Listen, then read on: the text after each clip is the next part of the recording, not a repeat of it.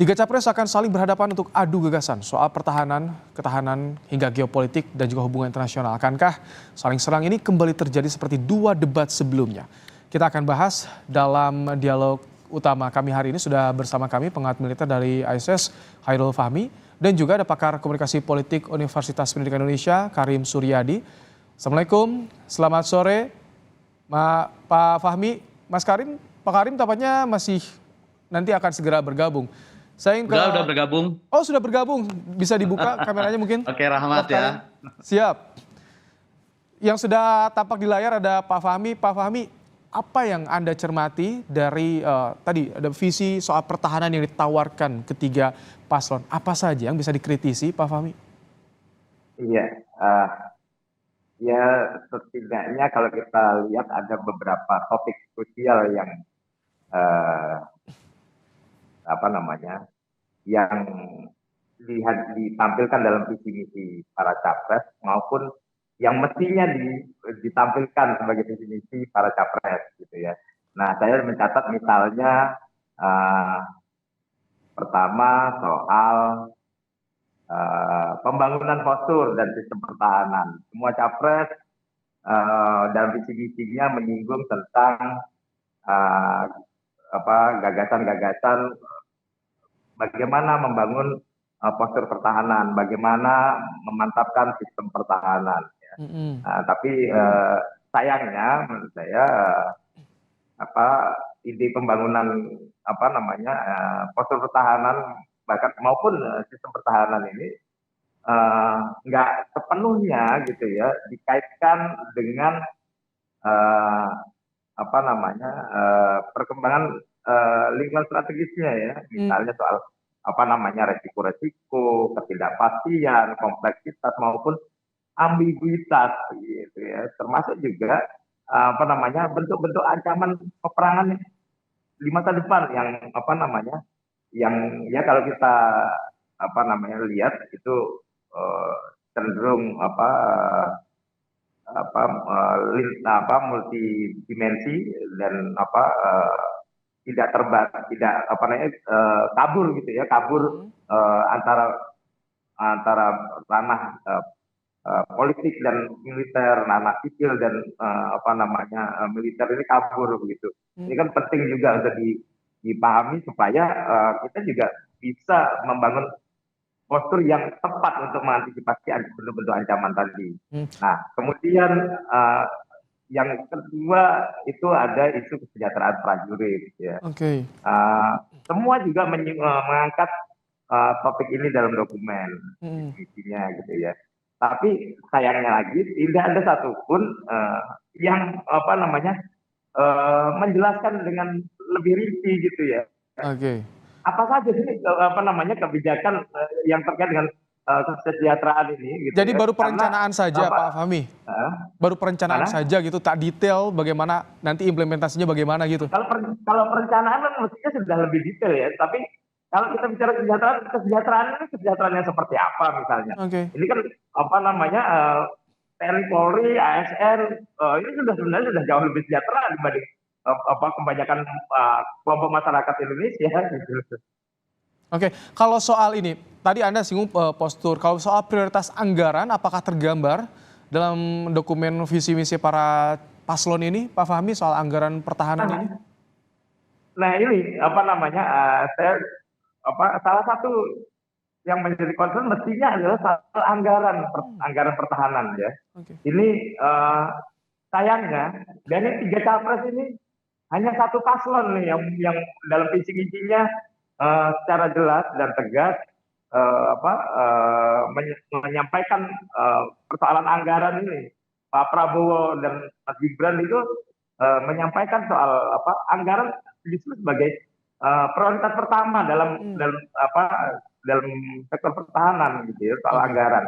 Bagaimana ini kemudian bisa digunakan juga untuk menjelaskan persoalan belanja alutsista, persoalan kesejahteraan prajurit tadi. Kemudian kita bisa kaitkan juga dengan bagaimana transparansinya, akuntabilitasnya, gitu. Itu awal sebenarnya yang mestinya disinggung gitu. Oke, baik. Saya ingin ke Prof. Karim. Prof Karim, dengan ini tema yang dibahas nih, komunikasi politiknya bagaimana nanti tema yang dibahasnya soal pertahanan, keamanan geopolitik, hubungan internasional. Apakah nanti ketika debat dimulai di segmen-segmen awal ini akan langsung saling serang? Karena di sini kan ada yang langsung ada core-nya di situ katanya yang serasa diuntungkan Prabowo yang berada di sebagai Menteri Pertahanan nih, Prof Karim. Oh ya, saya pertama tidak mau berandai-andai ya, dan seperti pengamat yang lain meramal-ramal kira-kira akan landai dulu baru enggak itu gimana nanti aja.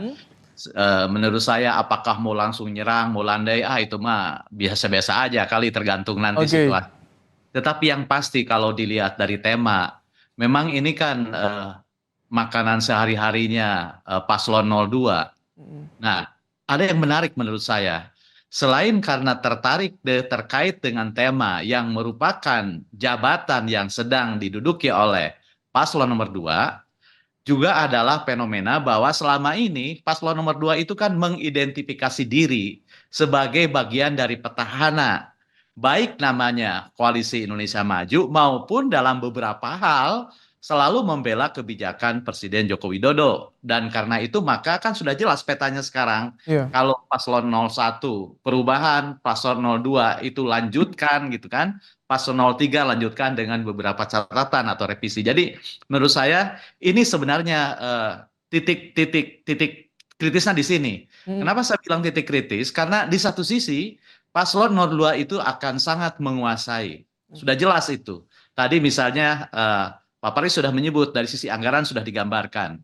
Dia sudah jelas kok, karena dia menjadi orang yang diberikan amanah untuk mengurusi bidang itu. Tapi jangan lupa dalam beberapa debat ya, kalau kita lihat perdebatan yang mumpuni begitu, biasanya petahana selain diuntungkan karena menguasai urusan, punya contoh-contoh dalam hal pengambilan kebijakan, tetapi jangan lupa pula bahwa paslon yang terkait dengan petahana ini juga sasaran tembak gitu ya, terkait dengan kritik yang sudah diambil, baik evaluasi kebijakan di masa lalu maupun relevansi kebijakan yang diambil dengan tantangan yang dihadapi. Tadi sudah digambarkan sebagian. Misalnya sekarang kita di Indonesia masih menemui titik-titik panas gitu ya, masalah pertahanan keamanan, Natuna ya, isu Laut Selatan, kemudian Papua juga, kemudian juga jangan lupa bagaimana tipping point yang terjadi antara komunikasi dan teknologi dengan masalah pertahanan.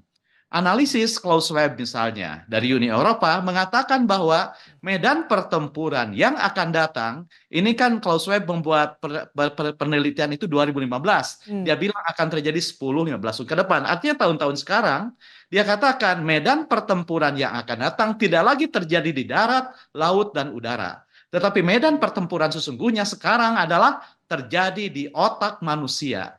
Artinya apa? Artinya sekarang tantangan pertahanan keamanan sesungguhnya adalah soal komitmen warga negara. Soal komitmen warga negara tentang apa? Tentang integritas wilayah gitu ya, tentang integrasi wilayah. Nah itu, Prof Karim, dikaitkan dengan ini misalnya, apakah masih relevan kebijakan menambah personil atau setidak-tidaknya pertanyaannya adalah bagaimana proporsionalitas peningkatan personil pertahanan atau pembangunan postur pertahanan seperti yang dikatakan tadi dikaitkan dengan tantangan dan kemajuan teknologi, definisi tentang konflik, definisi ulang tentang peperangan, definisi ulang tentang international security, itu yang harus dijawab. Saya ingin menarik tadi menanggapi yang disampaikan Prof Karim soal bisa jadi ketika ada dalam lingkup pertahanan itu malah dimanfaatkan menjadi celah. Pak Fahmi bagaimana soal ini? Apakah ini kalau tidak diantisipasi juga bisa jadi bumerang sebagai Menteri Pertahanan atau bagaimana nanti saling serang soal isu pertahanan ini dalam debat nanti yang bisa Anda prediksi kira-kira Pak Fahmi? Ya, kalau saling serang pasti namanya debat ya. Artinya potensi kemungkinan untuk menyerang dan namanya menyerang pasti yang paling mungkin dilakukan adalah menyasar titik-titik lemah gitu ya. Titik lemah tentu berkaitan dengan apa yang sudah dijalankan, dilakukan sebagai bagian dari petahana tadi kata Prof Karim kan, sebagai bagian dari petahana itu akan menjadi titik rawan serangan gitu ya. Dan belakangan ini sudah mulai kelihatan ya tren serangan terhadap terkait dengan isu-isu pertahanan keamanan ini, misalnya kemarin ada kasus kekerasan, kemudian soal penambahan anggaran yang dikaitkan dengan tahun politik, kemudian ada lagi ya terkait persoalan-persoalan transparansi dan akuntabilitas gitu ya. Nah, uh, tapi sayangnya ya itu memang pendek-pendek saja itu ya terkait dengan apa yang sudah dilakukan gitu ya. Tapi saya lebih concern justru bagaimana uh, kalau saya karena saya concern di isu ini ya tentu saya berharap perdebatannya tidak sekedar isu-isu taktis macam itu, tapi yang lebih strategis misalnya kalau seperti terkait dengan kelanjutan dari petahana atau bagian dari petahana tadi misalnya.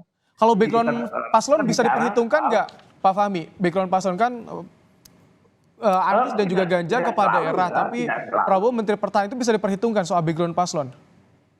Tidak selalu, karena kita bicara masa depan ini bukan sekedar bicara apa yang sudah dilakukan dan masa lalu begitu. Jadi bisa saja bahkan misalnya paslon 1 menguasai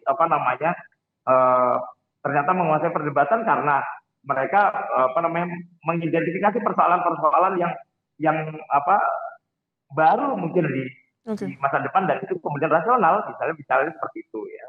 Itu mungkin saja terjadi, tapi saya kira tadi ya, makanya yang paling penting kemudian adalah misalnya salah satu poin yang tidak ada ya, saya lihat tidak ada di 3 capres ini soal keberlanjutan masa depan komitmen poros maritim dunia. Nah, ini kan nggak ada satupun yang menyinggung secara jelas soal ini, baik yang mengklaim diri sebagai kelanjutan maupun yang mengklaim diri sebagai kelanjutan dengan catatan atau mungkin yang perubahan. Nah itu nggak ada satupun yang menyinggung soal poros maritim. Apakah ini akan dilanjutkan atau tidak? Misalnya begitu. IKN gitu loh. Prof Karim, ini kalau background kepala daerah 1 dan juga 3, tapi kan di belakangnya 1 ada Angkatan Udara, yang ketiga ada mantan Panglima TNI. Bagaimana Anda melihat dengan background pendukungnya? Pasti di Komisi 1 juga pada memberikan masukan. Nanti seperti apa serangan atau komunikasi verbal yang disampaikan dalam debat nanti, Prof Karim? Ya sebenarnya kan ya saya setuju ya, meskipun paslon 1 bukan militer, tetapi kan timnasnya ya, kapten timnasnya itu Angkatan Udara bintang 3 gitu ya, dan dia lulusan terbaik ya ketika keluar dari Akmil. Kemudian paslon 3 juga mantan Panglima. Jadi menurut saya dari sisi pengetahuan itu nggak jadi masalah gitu ya, nggak jadi masalah dari sisi pengetahuan, update pengetahuan, isu terkini gitu ya. Nah, tetapi masalahnya kan begini, dalam setiap debat amunisinya kan hanya ada 2. Pertama soal kebijakan, kedua soal karakter ya.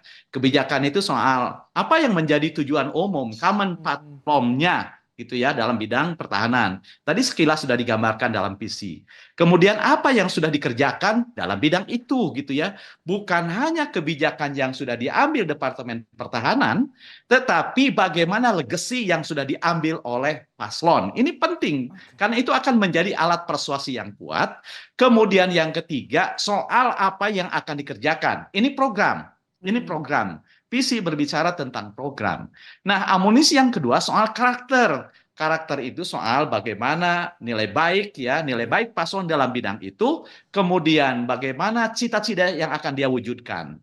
Gitu ya. Dan bagaimana kepemimpinan terkait dalam bidang itu. Jadi artinya kepemimpinan militer dan lain-lain. Nah, soal pengetahuan ya, apa yang akan dikerjakan, pengetahuan tentang isu strategis, lingkungan strategis, itu kan bisa dibentuk sekejap. Hari 2 hari bisa dibentuk. Tapi soal karakter nggak bisa.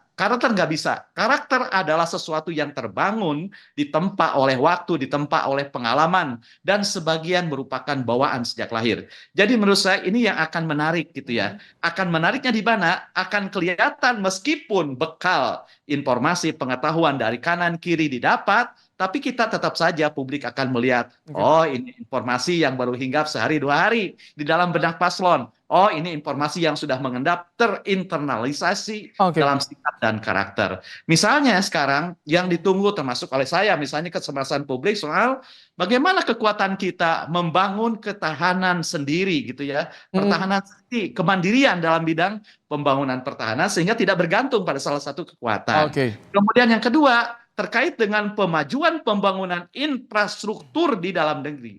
Bagaimana jika itu dilihat dari pertahanan? Apakah pembangunan jalan tol sudah mendukung upaya pemeliharaan sistem pertahanan negara Oke. misalnya? Apakah IKN itu aman? Tidak Baik. dilihat dari Prof. Karim, sistem pertahanan. Prof. Itu kan Karim, sisi yang yang bisa ditunggu, didalami. yang menarik juga bagaimana karena ini soal pertahanan, geopolitik dan juga hubungan internasional. Ya. Ada banyak sekali istilah-istilah asing yang nanti bisa saja dipakai oleh paslon, tapi KPU meminta untuk dijelaskan. Nah, soal ini apakah ini akan jadi strategi dalam debat yang akan hadir pada hari Minggu mendatang? Nanti kita akan bahas usai jeda ya, Pak Fahmi, Prof. Karim, tetap bersama kami dalam program Kompas Petang. Membahas soal debat capres yang mengangkat tema soal pertahanan, kita akan kembali berdiskusi saudara bersama dengan pengamat militer dari ICS Khairul Fahmi dan juga ada pakar komunikasi politik UPI Karim Suryadi. Sebelum jeda tadi saya bilang soal istilah nih.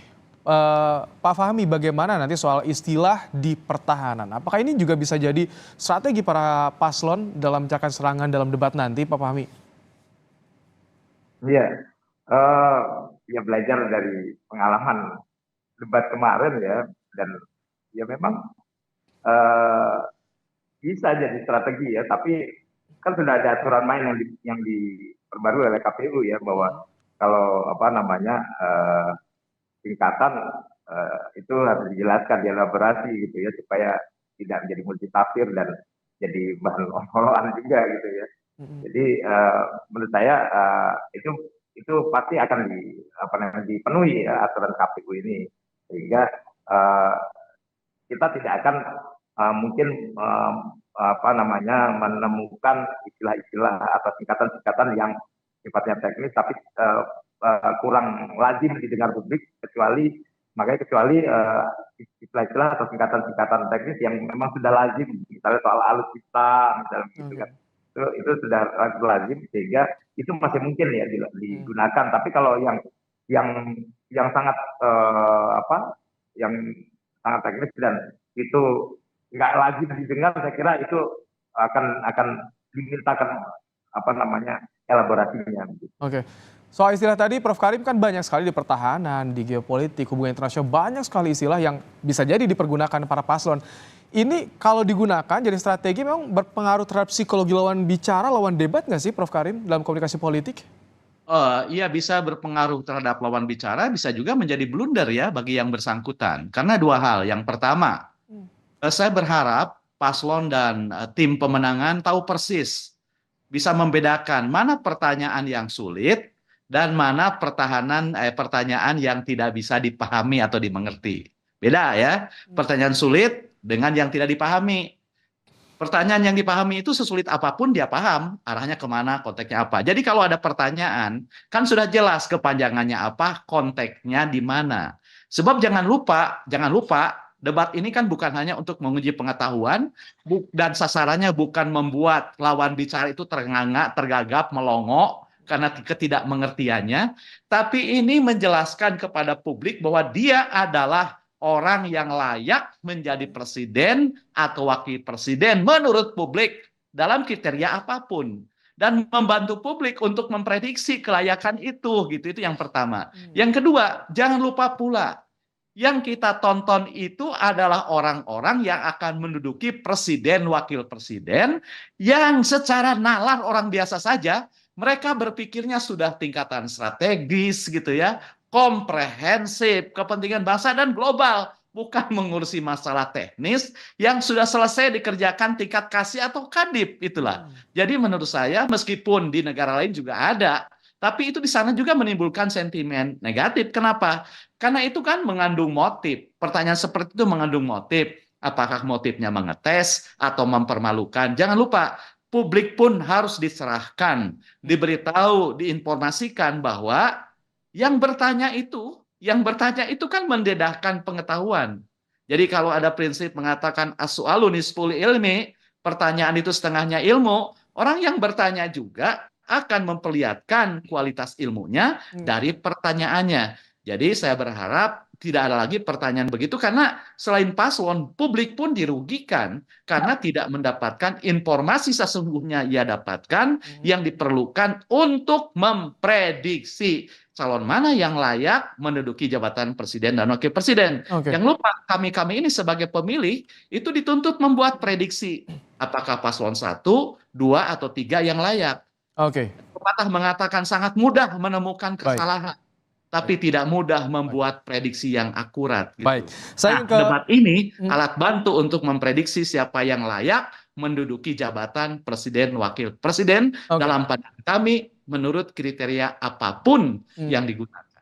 Oke, Pak Fahmi, tadi Anda singgung di pertama soal di para paslon dijelaskan detail rencana, tapi implementasi soal penganggaran, pertahanan itu belum disampaikan. Apakah dalam debat nanti bisa jadi sebagai wadah untuk menyampaikan ini secara detail, Pak Fahmi?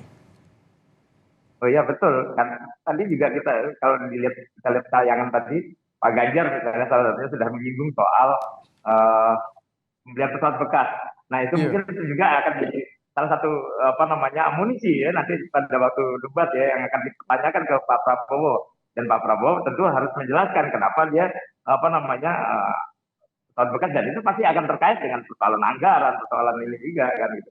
Dan kita bisa kembangkan itu kemudian oleh para paslon itu kan akan mengembangkan pertanyaan-pertanyaan juga nanti akan terkait dengan transparansi, akuntabilitas, terus kemudian hal-hal lain yang mungkin tidak menjadi prioritas utama dari para capres ini, tapi menjadi perhatian publik ya, misalnya soal kekerasan tadi, soal kekerasan di TNI, kemudian juga soal kelembagaan di sektor pertahanan keamanan ini.